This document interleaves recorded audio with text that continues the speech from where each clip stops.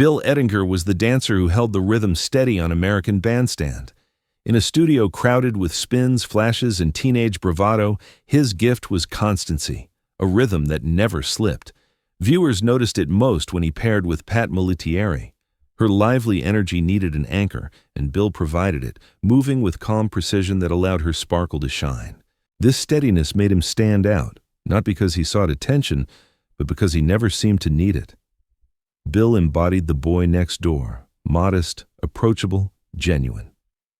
In the late 1950s, when the show was transforming ordinary teens into national figures, he reminded audiences that Bandstand's magic came as much from reliability as from flair. For a brief season, his steps became part of America's soundtrack. And when the spotlight shifted away, Bill carried that same quiet rhythm into the rest of his life, a rhythm that defined him long after the music stopped. When American Bandstand stepped onto the national stage in 1957, it changed the lives of a small circle of Philadelphia teenagers almost overnight. Among them was Bill Ettinger, a quiet presence whose calm style contrasted with the show's flashier personalities. While some regulars leaned toward flamboyant gestures and camera-ready confidence, Bill brought something else, a steady rhythm that made every routine feel grounded. He was often seen beside Pat Molittieri and Charlotte Russo, two of the program's most recognizable young women. A yearbook-style photograph from those years shows the three of them smiling together, proof that Bill was woven into the core group of early regulars. Though he wasn't the one to grab headlines or dominate contests, his role was essential. He gave the dances a kind of balance that viewers could sense, even if they couldn't put it into words. Inside the WFIL studio at 46th and Market, the atmosphere was electric. Teenagers waited in long lines outside, the music blared, and cameras hovered inches from the dancers. For some, the pressure of live television was overwhelming. Bill seemed to thrive in it, not by pushing harder, but by keeping the pace steady.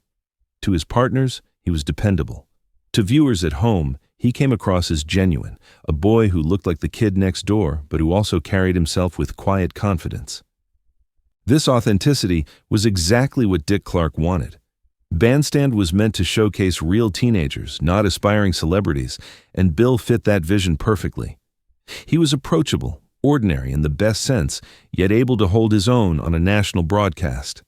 In an era when America was still figuring out what teenage culture meant, Bill symbolized its grounding force.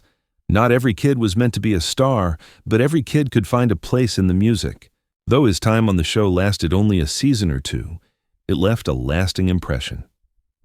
Bill Ettinger may not have been the center of the spotlight, but he was part of the foundation that allowed American Bandstand to resonate so deeply with its audience.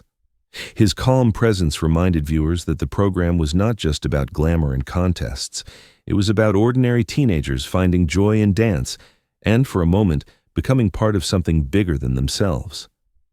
On American Bandstand, partnerships often defined how viewers remembered the dancers.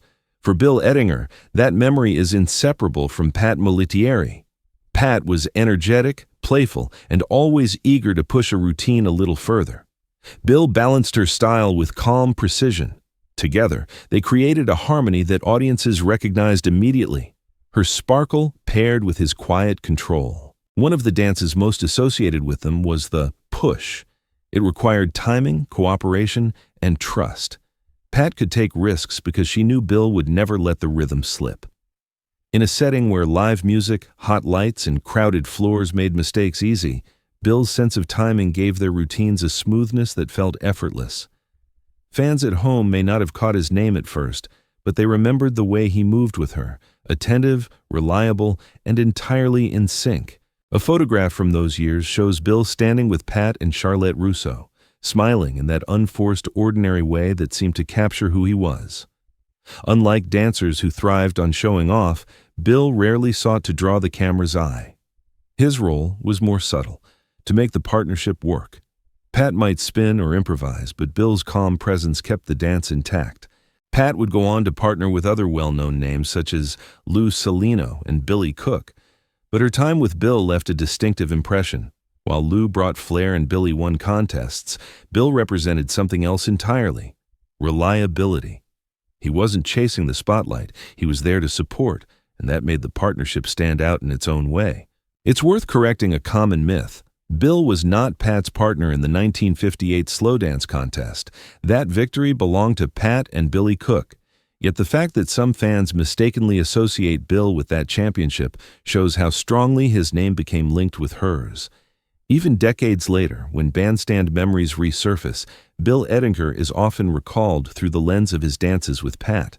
Their partnership captured what bandstand was really about. It wasn't just about dazzling solos or dramatic moves, but about two teenagers finding rhythm together in front of a national audience. Bill and Pat gave viewers a glimpse of ordinary connection, a boy and a girl moving to the same beat, one bold, one measured, and together making something memorable. By the summer of 1957, the corner of 46th and Market in Philadelphia had become more than just a television studio. It was a pilgrimage site for teenagers. Every afternoon, lines formed outside a WFIL, filled with kids hoping to watch the taping, catch a glimpse of their favorite regulars, or maybe even get inside. Fan clubs sprang up across the country, letters arrived by the thousands, and for the first time, ordinary teenagers were treated like celebrities. In that whirlwind, Bill Ettinger connected with fans in a way that was distinctly his own. He wasn't the type to bask in attention, but those who stood outside the studio remembered his friendliness. He might stop for a word, exchange a smile, or simply treat admirers as equals rather than onlookers. It was those small gestures that made the experience unforgettable for the kids who waited hours just to be close to the dancers. One summer memory captures this perfectly. At Olympia Lake in Burlington, New Jersey, Dick Clark organized an outing where several bandstand regulars performed in front of local fans. Bill was part of the group, and after the dances he casually told a few young admirers, "You should come down to 46th and Market. That's where the real magic happens." For the fans who heard it, that invitation became a cherished story. Proof that the teenagers on television were not distant stars, but real kids who welcomed them into their world. Inside the studio, the pressure was constant. Music blasted from records, cameras moved unpredictably, and teens had to keep their composure while knowing millions were watching. Bill never seemed rattled. His calm presence translated into confidence for his partners and reassurance for the audience. What viewers saw at home felt effortless, but behind it was the discipline of teenagers like Bill who managed to turn live television into a natural rhythm. Moments like these shaped the larger culture of American Bandstand. The show thrived not only because of its stars, but because of the way ordinary teens bridged the distance between television and everyday life. Bill Ettinger's willingness to meet fans with kindness and to treat the dance floor as a place of connection rather than performance made him a quiet but essential part of that legacy. For many who grew up in the 1950s, memories of waiting outside the studio or being invited in by a regular like Bill became the stories they carried for a lifetime. For some American Bandstand regulars, the show was a beginning.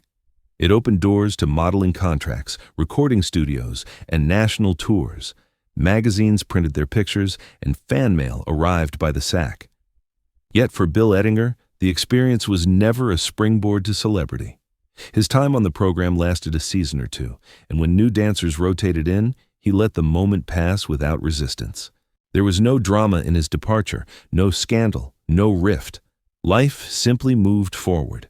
Bill had always been the kind of person who valued substance over applause, and by the late 1950s, he was ready to take on responsibilities that reached beyond the studio floor. He enlisted in the U.S. Navy, beginning a chapter that would define much of his adult life. Assigned to the USS Proteus, AS-19, a submarine tender vital during the Cold War, Bill stepped into a world far different from the one he had known at 46th and Market. The music was replaced by the hum of engines, the glare of studio lights by the vastness of the ocean. What had been a teenage stage became a ship at sea, demanding discipline, endurance, and teamwork. To those who remembered him from television, the change may have seemed sudden, but in truth, it aligned perfectly with his character. The qualities that made him a reliable partner on Bandstand, rhythm, composure, dependability, were the same ones that made him an effective sailor. He wasn't chasing the excitement of fame. He was committing to service, to something larger than himself. Leaving Bandstand also meant leaving behind the fan culture that had briefly surrounded him. the letters, the invitations, the long lines outside the studio, all of it was replaced by uniforms, orders, and months at sea. Yet this shift did not diminish his story. It revealed it. Bill's life was never about the fleeting glow of television. It was about consistency, loyalty, and choosing paths that mattered even when no one was watching. In that choice, he quietly set himself apart from others who clung to the limelight. Bill may have walked away from the cameras, but he carried the same rhythm into the Navy, not a rhythm of music, but of duty. It was the start of a new stage, one without an audience, but with a far greater purpose. When Bill Ettinger returned from the Navy, his life shifted into a quieter, but no less meaningful rhythm. The cameras were gone, the uniforms folded away, and in their place came the steady routines of work and family.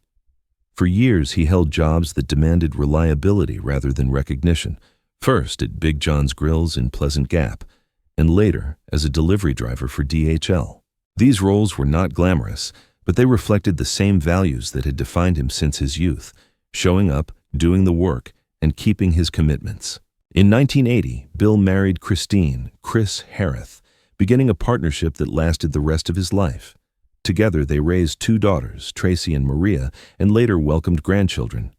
To his family, he was not the teenager who once danced on television, but the father who built a home and the grandfather who delighted in simple moments.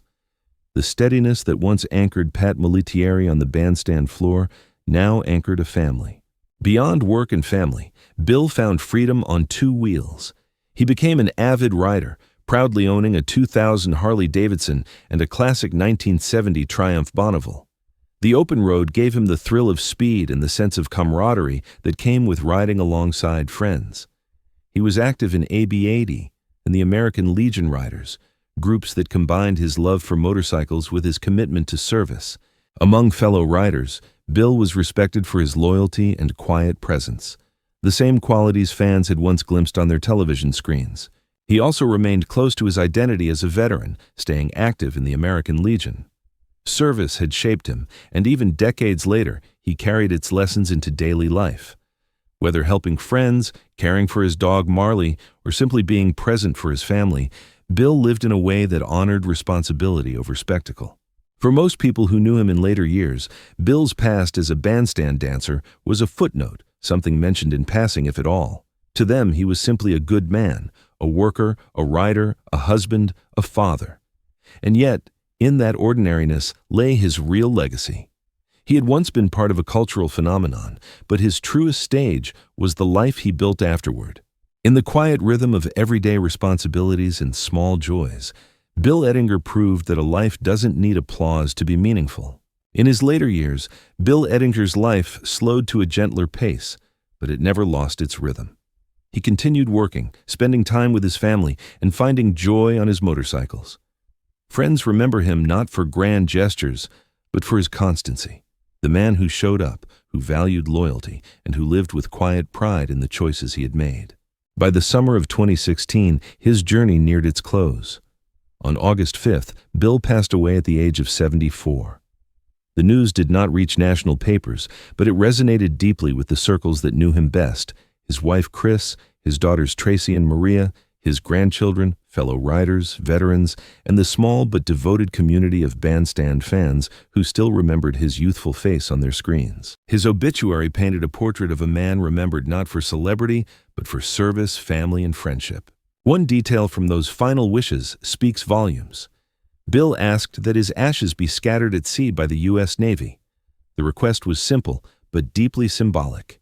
It tied his life together: the boy who once danced at 46th and Market, the young man who served aboard the USS Proteus, and the veteran who never forgot his time in uniform.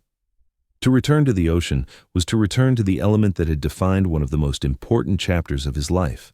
For his family, that gesture carried profound meaning. It reminded them that the same steadiness he had shown as a dancer and as a sailor was present until the end. His grandchildren would grow up with stories of a man who lived simply but well, who gave more through devotion than through display. His friends in the motorcycle community honored him as a loyal companion on the road, while fellow veterans remembered him as a shipmate who never forgot his duty. Among bandstand fans, his name resurfaced too, often paired with Pat Molittieri's, as if the memory of their partnership still lingered across the decades. Though his time on television had been brief, it left an impression strong enough to be recalled nearly 60 years later. Bill Ettinger's final chapter was not about fame, but about fidelity to the people he loved, the communities he served, and the rhythm of a life well lived. In the scattering of his ashes at sea, his story found a fitting close. Calm, enduring, and carried forward by the waves. Bill Ettinger's story reminds us that not every legacy is written in bright lights. On American Bandstand, he was the dancer who gave Pat Molittieri's energy a foundation, the quiet presence who made the music flow without distraction.